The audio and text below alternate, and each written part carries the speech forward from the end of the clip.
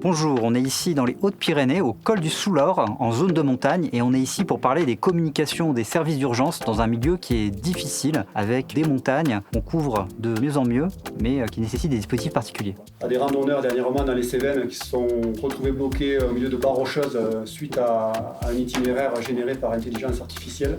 Il me semble opportun de consolider la base, les fondamentaux, afin que chaque citoyen français ait la même prise en charge en cas de besoin de secours. Je pense quand même qu'il y a une solution future pour ça, au moins pour tout ce qui est SMS ou appel d'urgence.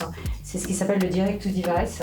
Et c'est ce qui permet en fait de pouvoir avoir communication satellite à partir d'un téléphone normal. Ici, on a des montagnes, et les montagnes, ça bloque les ondes.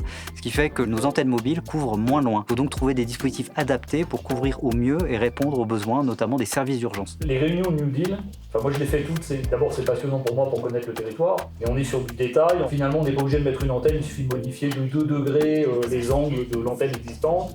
Parce que là, on couvre telle commune, on couvre comme ça. Donc on voit bien qu'on y arrive.